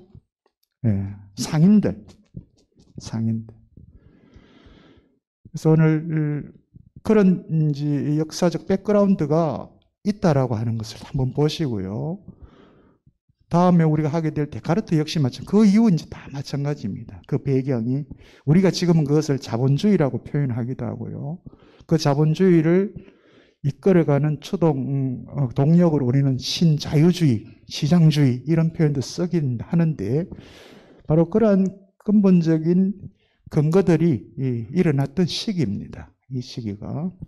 그래서 그걸 배경으로 해서 프랜시스 베이컨이 왜 이런 생각을 했는가라고 하는 것들 한번 생각을 해보시면, 아하, 과연 그 시대는 이런 문제가 있었구나라고 하는 것들 여러분들이 경험하시게 될 것 같습니다. 자, 혹시 그러면 뭐 시간 한 30분 남았습니다만 편안하게 확인하는 문제도 좋고요. 또 여러분 생각을 또 말씀하셔도 좋고요. 자유롭게 손을 드시고 질문을 해 주십시오. 그럼 제가 받아서 우리 진석영 교수님께서 또 더 자세히 설명할 수 있도록 그런 기회를 드리겠습니다. 자, 편안하게 질문을 주십시오.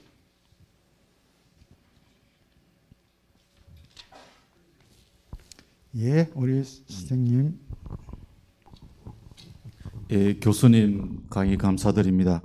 그 질문에 앞서서 한 가지 느낀 점을 먼저 말씀드리면은, 그 문헌학에 대해서 말씀하실 때 요즘 그 미디어의 시대인데, 사실 저도 뭐 나이가 들어서 잘은 모릅니다만 요즘 그 넷플릭스라든지 여러 가지 그 플랫폼 미디어가 많은데, 사실 뭐 주변의 이야기를 들어보면은 주로 미국, 유럽 중심에 비슷한 이야기가 계속 변주되어 가지고 그것이 끊임없이 많았는데, 이제 요즘 우리 한국에 또 뭐 그런 또 콘텐츠가 정말 또 새로운 이야기니까 각광을 받고, 그래서 우리가 그 지금 보면은 학문은 모르겠습니다만은 그 많은 경우에 미디어에서 우리 동남아시아라든지 아프리카 또는 그 아랍 중동의 이야기 이런 것들은 사실 거의 없는 상황이기 때문에, 교수님 말씀 들으면서 미디어에도 그런 그 새로운 어떤 그런 그 이야기, 주인이 되는 이야기 참 필요하겠다 하는 느낌이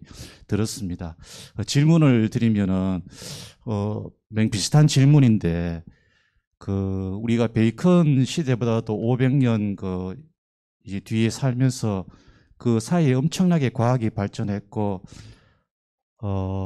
정말 그 우리가 전 세계와 소통을 하고 이렇게 미디어가 발달하고 과학이 발전하고 그럼에도 불구하고 또 그 어처구니 없는 사회에서 일어나는 현상들을 보면은 과학이 이렇게 발달한데도 불구하고 또 그에 못지않게 그 굉장히 비과학적인 억지와 또 그 무리와 이런 것들이 팽배해지고 또 그 문학이든 또 뭐 영화든 보면은 그 미래 세계를 예측할 때 많은 경우에 유토피아보다는 디스토피아가 압도적으로 더 많고 과학이 발전에도 불구하고 이것이 꼭 정치적인 영역이 아니고 또 뭐 종교 철학적인 영역까지도 볼 수 있겠지만은 왜 이렇게 우리가 그 참 이렇게 전 세계 정보도 이렇게 서로 공유하는 상황에서도 왜 이렇게 폭력이 난무하고 왜 이렇게 자꾸 이렇게 그 암울한 시대가 더 계속돼 이어지는지 한번 여쭙고 싶습니다. 예, 뭐 이렇게 이해해도 될까요? 저 질문을. 이렇게 과학이 발전했는데도 불구하고 여전히 우리 인간이 살고 있는 사회에서는 비이성적이고 비과학적이고 비합리적인 일들이 이렇게 왜 일어나고 있는지.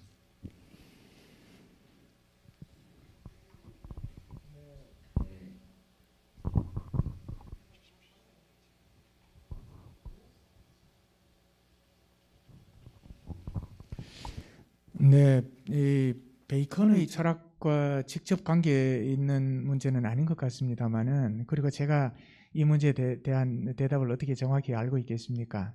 다만 과학이 아무리 발전해도 뭐 고대로부터 시작해서 지금까지 과학이 아무리 발전한다 하더라도 그 과학을 사용하는 사람의 마음이 고대인이나 중세인이나 현대인이 같다면 결과는 똑같지 않겠습니까? 오히려 그 자본주의 시장 경제로 들어오고 상품 경제가 발달하면 발달할수록 사람들의 상품에 대한 어떤 욕심, 뭐 탐욕 이런 건 더 커지는 것 같고, 화폐 경제 시대에 있어서는 또 이 자신의 재물, 재산을 축적하기도, 저축하기도 쉬워지니까.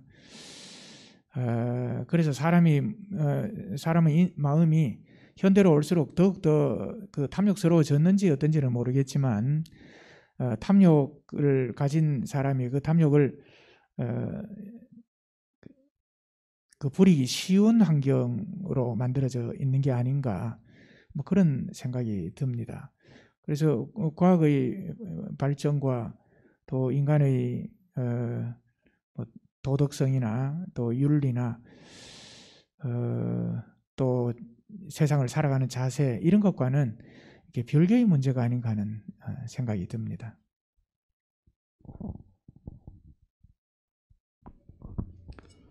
혹시 뭐 충분한 답변이 됐는지 모르겠습니다. 예. 과학이 발전하고 인간이 살아가고 있는 현실에서의 가치 문제하고는 조금 다르게 볼 수 있겠다, 뭐 이런 표현이신 것 같은데요. 예. 그런데 오늘 강연에서도 이제 물론 드러나긴 했습니다만, 우리 베이컨 같은 경우는 이 자연과학적 방법론을 굉장히 중요시했는데도 불구하고 늘 강조하는 것은 실험이라 그러셨잖아요. 그죠? 기납법적 방법론. 실험이 굉장히 중요한데, 실제 베이컨 시대 이전 동시대의 자연과학은 이런 실험을 중시하는 것이 아니고 여전히 아리스토텔레스 철학에 의한 스콜라 철학 이야기하고 있는 연역 논리적 방식을 가지고, 그러니까 실제 베이컨의 가장 대표적인 비판 대상자가 코페르니쿠스입니다. 갈릴레이 같은 사람들이에요. 그러니까 이런 사람들은 실질적으로 보면 기납법적 방법이 아니었죠.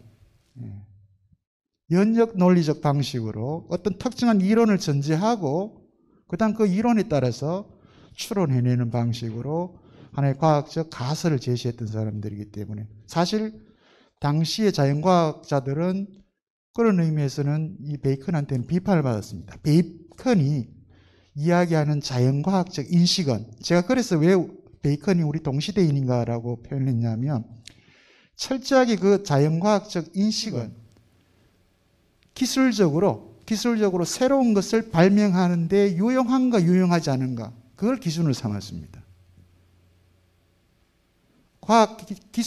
기술적 발명에 유용한 자연과학적 지식인가 아닌가, 이걸 가장 중요시 여겼던 게 바로 이제 베이컨이, 그러니까 자연과학적 지식도 저게 이제 기술을 통해서 새로운 하나의 발명품을 만들어낼 수 있는가 없는가, 이걸 이제 많이 강조를 했었죠. 거기서 이제 중요한 차이점이 있었던 것 같습니다. 예, 또 다른 질문이 있습니다. 예. 네, 오늘 교수님 강의 잘 들었습니다.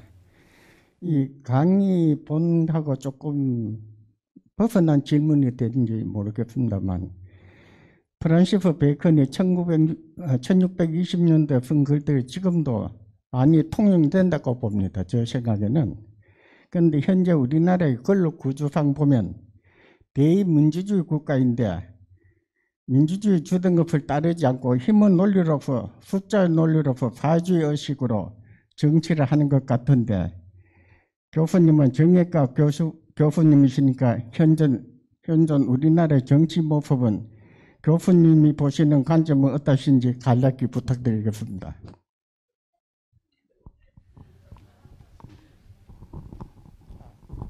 저 달북에서 온 정승문입니다.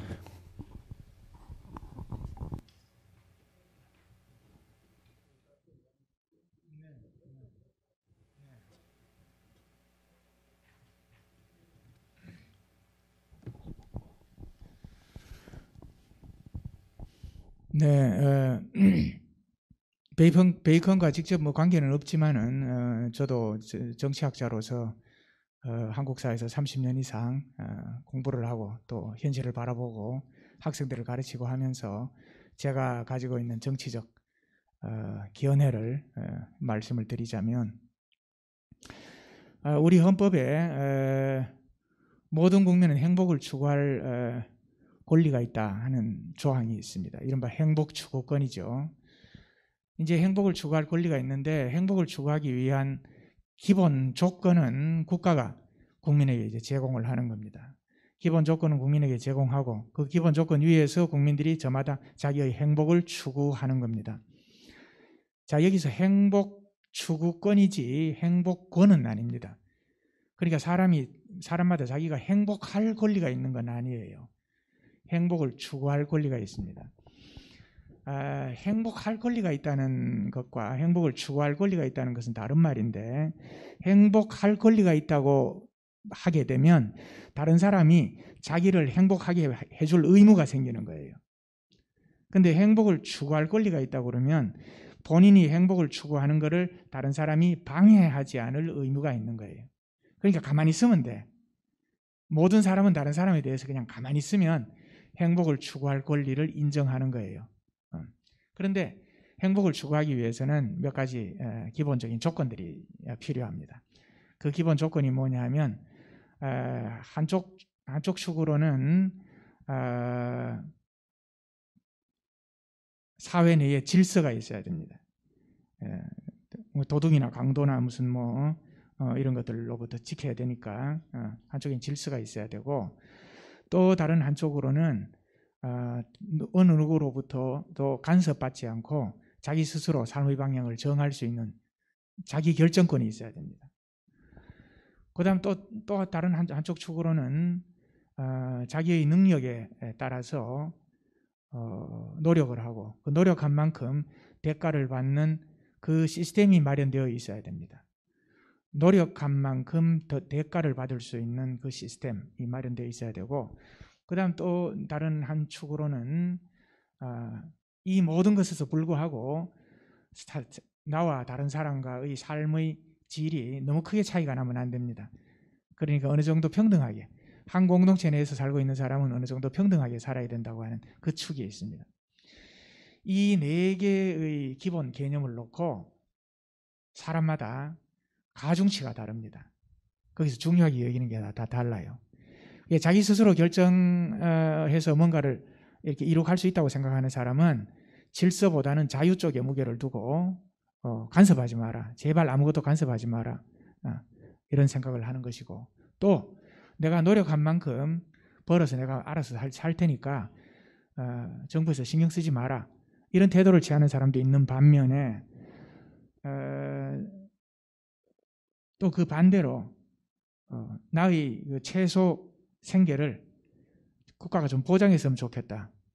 일자리도 국가가 찾아가지고 나한테 좀 알려주면 좋겠고, 교육기회도 좀 나한테 제공해 줬으면 좋겠고, 바로 이러한 내가 말씀드린 이 키워드에 대한 가중치가 달라서 사람마다 이데올로기가 이제 달라지는 겁니다. 그래서 이제 자유주의자도 생겨나고, 뭐 공산주의자도 생겨나고, 뭐 또 보수주의자도 생겨나고, 진보주의자도 생겨나고 이렇게 생겨납니다. 지금 문재인 정부는 진보 정권으로 이제 등장을 했습니다. 지난 정권의 그 잘 아시는 바와 같이 그 부패 때문에, 권력 부패 때문에 사실은 그 헌법적 어떤 권리를 넘어선 그 대통령의 그 권력 남용으로 말미암아 이제 탄핵되고 진보 정권으로 등장을 했는데, 이 진보 정권이 추구한 그 노선이 지나치게 평등주의적 방향으로 움직였다는 생각이 듭니다. 그리고 평등주의적 방향으로 움직였는데 실제로 그렇게 움직이기 전에 계획했던 결과도 제대로 달성하지 못했다고 생각이 됩니다. 그리고 우리 헌법의 그 규정에 의하여 권력이 만들어졌으니까 민주적 정부가 아니라고 할 수는 없죠. 국회의원 선거도 그렇고 대통령 선거도 그렇고 헌법이 정한 기준 아래 공직선거법의 절차에 따라서 국회의원이 선출이 되고 또 대통령이 선출이 됐으니까 합법적인 정부입니다. 다만 이 합법적인 정부가 정책 무게를 지나치게 평등을 추구하는 쪽으로 갔다는 것이 우선 첫 번째 문제라고 생각이 되고, 두 번째는 그 평등지향적인 정책을 취했다고 하더라도 그것이 실제로 효과적으로 달성될 수 있었으면 그나마 받아들일 만한데, 그게 효과적으로 달성되지도 못하고 오히려 뭐 부작용이 훨씬 더 큰 상황에 이르렀다. 부동산 문제 같은 걸 보더라도, 그리고 또 최저임금이나 이런 거를 통해서 또 고용 안정, 뭐 비정규직을 정규직으로 전환하는 문제를 포함해서 어쨌든 그 사회 내 약자들을 보호하려고 하는 취지에서 출발한 여러 정책들이 오히려 더 경제적으로는 부작용을 낳는 그런 상황에 이르렀다. 이렇게 평가를 할 수가 있겠습니다. 예, 혹시 답변 만족하십니까? 예, 예, 예, 제일 뒤에 계시는 선생님. 안녕하십니까. 동호동에서 온 신동열입니다. 제 주변에 이렇게 보면은 상당히 합리적이고 사고가 이렇게 조직적으로 잘 하시는 분이 계세요. 그런 분들을 이렇게 보면은 이 기인화법에 대한 그 교육을 받은 적도 없는 것 같고 그런 그 학식이 없는 것 같은데도 상당히 현명하게 잘 처신하고 있는 걸 보거든요.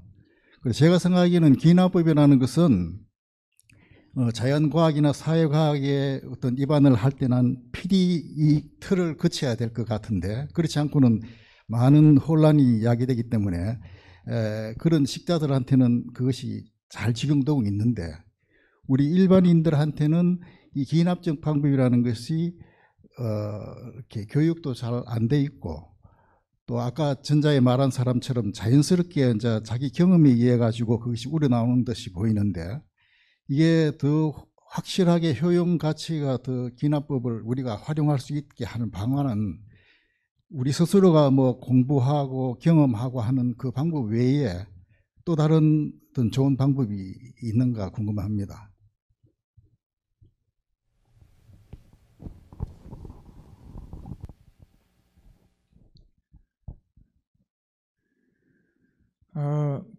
그렇습니다. 베이컨을 몰라도, 아리스토텔레스를 몰라도, 아리스토텔레스 이상으로 논리적으로 사고하시는 분들도 있고, 또 여러 가지 이 경험적 사실들을 모아서 일반화시켜서 진리에 도달하는 분들도 아주 많습니다. 그러니까 주부들도 된장찌개 끓일 때 이렇게 여러 가지 조합을 하지 않습니까? 고춧가루도 넣고 마늘도 넣고 호박도 넣고 넣는데, 어떤 건 조금 넣고 어떤 건 많이 넣고 이렇게 하다가 주부 1년차, 2년차, 3년차, 한 5년차 되면 드디어 딱딱 이렇게 한 숟가락 떠서 딱 넣으면 배합이 기가 막히게 나중에 잘 맞아지고 딱 맛있는 된장 끓이잖아요. 근데 이제 경험이 누적돼 가지고 이제 이루어지는 거죠. 그 사람마다 이제 그런 경험으로부터 일반화시키는 능력이 뛰어난 사람도 있고, 또 이성적인 추론 능력이 좀 더 뛰어난 사람도 있고, 이 사람마다 이제 개인차가 있다고 하는 것은 우리가 쉽게 관찰할 수 있는 내용입니다. 그럼 여기에 덧붙여서 논리적 사고나 경험적 그 증거들을 다루는 그 능력을 조금 더 높일 수 있는 무슨 방법이 있을까? 그 방법을 이제 일반 국민들에게 갖도록 하기 위해서 사실 초등학교부터 유치원부터 시작해서 교육기관이 있는 거 아니겠습니까? 그 교육기관에서 새로운 지식과 정보도 가르치고 더불어 새로운 지식이나 정보를 다루는 방법, 그런 그 데이터가 있을 때 그 데이터들을 어떤 식으로 다루는가, 새로운 지식과 정보를 생산하는 방법, 이런 것들을 이제 학교 교육에서 다루는데, 학교 교육이 끝나고 난 다음에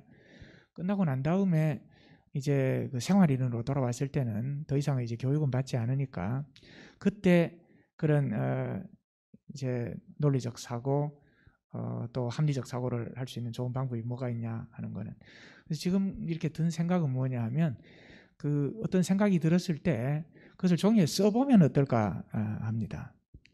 종이에 써서 내가 지금 이런 생각이 드는데 이 생각이 과연 맞을까? 이 생각이 맞을 수 있는 증거도 좀 써보고, 어쩌면 이 생각이 틀릴지도 모르면은 틀릴지도 모른다는 그 증거도 좀 써보고, 이렇게 써보는 동안에 생각이 조금씩은 더 깊어지지 않을까, 그냥 그런 생각이 듭니다. 그래서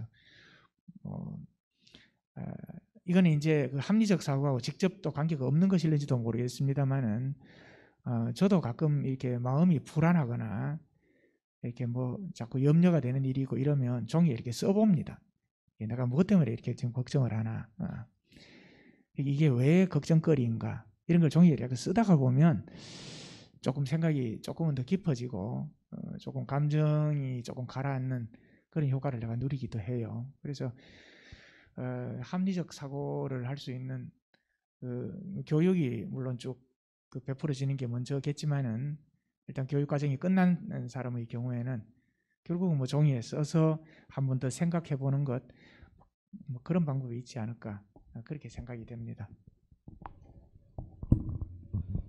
사실 이 그 학문적 방법론으로서 이제 귀란법을 이렇게 제안을 하기도 했는데, 혹시 우리 여기 대구 시민 여러분들 같은 경우, 저도 이제 방금 선생님께서 말씀하신 부분에 굉장히 공감을 하는데요. 일상에서 늘 살아가면서 그때그때 떠오르는 생각들을 이렇게 이 기자 수첩 같은 거 있죠. PD 수첩 같은 거. 혹은 스마트폰을 잘 사용하셔도 될 것 같고요. 이렇게 그때그때 메모를 이렇게 한번 해보십시오.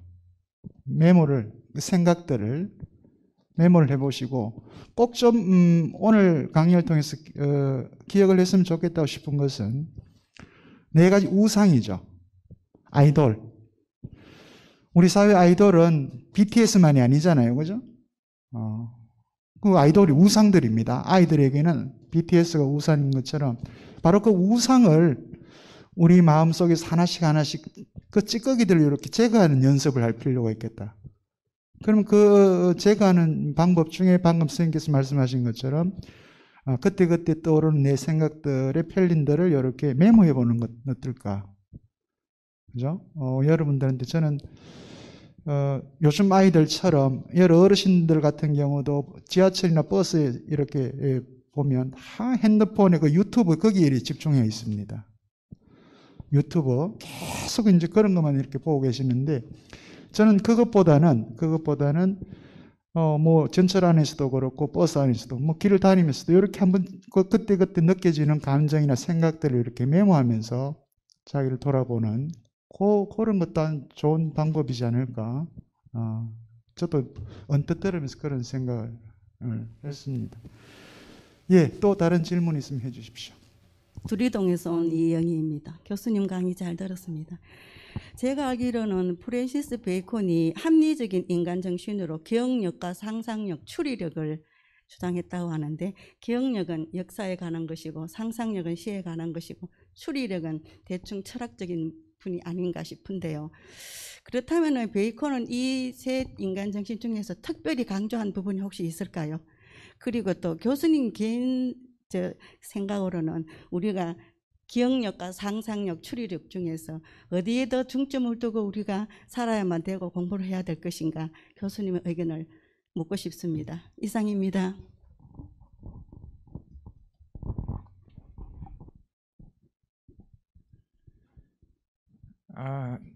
굉장히 어려운 질문입니다. 기억력이나 뭐 상상력이나 추리력이나 이런 거는 그 개인이 가지고 있는 이 일종의 지적인 능력 같은 건데 그 다 좋으면 뭐 좋지 않겠습니까?